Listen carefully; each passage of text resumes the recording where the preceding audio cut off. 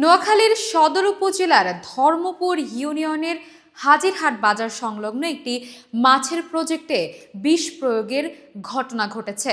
এতে প্রায় ৩০ লাখ টাকার মাছ ধ্বংস হয়েছে। এ নিয়ে এলাকা জুড়ে চাঞ্চল্য বিরাজ করছে।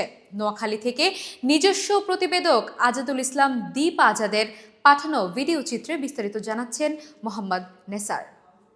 নোয়াখালীর ধর্মপুর ইউনিয়নের হাজিরহাট বাজার সংলগ্ন ৪ একরের একটি মাছের প্রজেক্টে দুর্বৃত্তদের দেয়া বিষে ক্ষতিগ্রস্ত হয়েছে প্রজেক্টের মালিক আব্দুল মতিন। সোমবার দুপুর থেকে মাছ মরে ভেসে উঠতে শুরু করে, যা মঙ্গলবার বিকেল পর্যন্ত অব্যাহত থাকে। প্রায় ১৫-১৬ লক্ষ টাকা এখন বর্তমানে আমি ঋণী আছি। এখন আমি এই মাছটা বড় হয়েছে বিক্রি করে তাদের লেনদেন দেব। এই বিষ মারি এখন আমার মাছটা মারিয়ে লেছে। এখন তো আমি এই দেনা বেনা কিভাবে শোধামু, এই হইতে পরে ১৫ লক্ষ টাকার মাছ আমার ক্ষয়ক্ষতি হয়েছে। ৩০ লক্ষ টাকার মাছ আমার সব বিষ দিয়া। এই ফসলে আমার বড় ছেলে টেনশনে স্ট্রোক করছে। এখন আর ছেলের অবস্থাই খারাপ। মর্মান্তিক এই ঘটনায় আব্দুল মতিনের ছেলে জামাল অসুস্থ হয়ে পড়েছেন। ঘটনা জানাজানি হলে স্থানীয় বাসিন্দারা ঘটনাস্থলে ছুটে আসেন এবং দোষীদের শাস্তির দাবি জানান।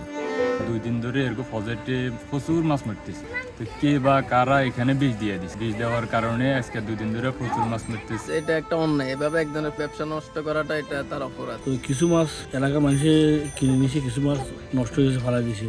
তো আজকে বোধ অন্তত না হলেও ১০ মাছ বাসি রয়েছে কুড়ি। বিশেষ কি গ্যাসের ট্যাবলেট বলা হয় আর কি, ওগুলো এখানে অনেকগুলো রয়েছে, বিষ দিয়ে মাছগুলো মেরে ফেলেছে।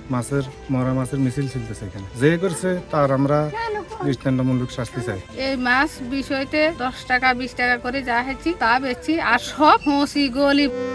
এ ঘটনায় সুধারাম মডেল থানায় একটি লিখিত অভিযোগ দিয়েছেন ভুক্তভোগীরা। থানার ভারপ্রাপ্ত কর্মকর্তা ওসি মোহাম্মদ কামরুল ইসলাম জানান, অভিযোগ পাওয়ার পর তদন্ত শুরু করেছে পুলিশ। তদন্ত শেষে এ ঘটনায় জড়িতদের বিরুদ্ধে আইনগত ব্যবস্থা গ্রহণ করা হবে। মাছের সঙ্গে এই শত্রুতার জের কোথায় গিয়ে শেষ হয় তা সময় বলে দেবে।